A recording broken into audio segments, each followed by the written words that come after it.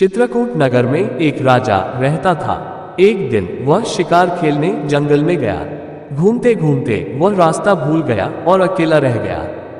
थक कर वह एक पेड़ की छाया में लेटा कि उसे एक ऋषि कन्या दिखाई दी। उसे देखकर राजा उस पर मोहित हो गया। थोड़ी देर में ऋषि स्वयं आ गए। ऋषि ने पूछा, तुम यहाँ कैसे आए हो? राजा ने कहा, मैं शिकार खेलने आया हूँ। ऋषि बोले, बेटा तुम क्यों जीवों को मारकर पाप कमाते हो? राजा ने वादा किया कि मैं अब कभी शिकार नहीं खेलूंगा। खुश होकर ऋषि ने कहा, तुम्हें जो मांगना हो मांग लो। राजा ने ऋषि कन्या मांगी और ऋषि ने खुश होकर दोनों का विवाह कर दिया। राजा जब उसे लेकर चला तो रास्ते में एक भयंकर राक्षस मिला। बोला, मैं तुम्हारी रानी को खाऊंगा। अगर चाहते हो कि वह बच जाए तो 7 दिन के भीतर एक ऐसे ब्राह्मण पुत्र का बलिदान करो जो अपनी इच्छा से अपने को दे और उसके माता पिता उसे मारते समय उसके हाथ पैर पकड़े।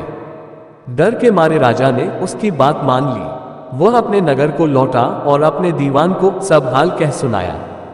दीवान ने कहा, आप परेशान न हो, मैं उपाय करता हूँ। इसके बाद दीवान ने 7 बरस के बालक की सोने की मूर्ति बनवाई और उसे कीमती गहने पहनाकर नगर नगर और गांव गांव घुमवाया। ये कहलवा दिया कि जो कोई 7 बरस का ब्राह्मण का बालक अपने को बलिदान के लिए देगा और बलिदान के समय उसके माँ बाप उसके हाथ पैर पकड़ेंगे, उसी को यह मूर्ति और 100 गांव मिलेंगे।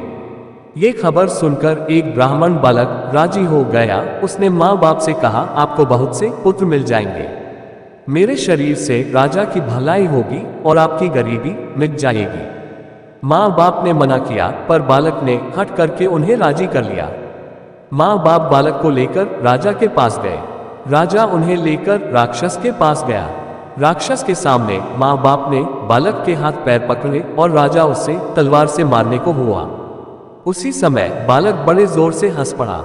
इतना कहकर बेताल बोला, हे राजन, ये बताओ कि वह बालक क्यों हंसा? राजा ने फौरन उत्तर दिया, इसलिए कि डर के समय हर आदमी रक्षा के लिए अपने माँ बाप को पुकारता है। माता पिता न हो तो पीड़ितों की मदद राजा करता है। राजा न कर सके तो आदमी देवता को याद करता है।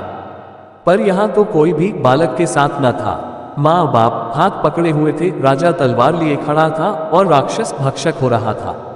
ब्राह्मण का लड़का परोपकार के लिए अपना शरीर दे रहा था। इसी हर्ष से और अचरज से वह हंसा। इतना सुनकर बेताल अंतर्धान हो गया और राजा लौटकर फिर उसे ले आया। रास्ते में बेताल ने फिर कहानी शुरू कर दी।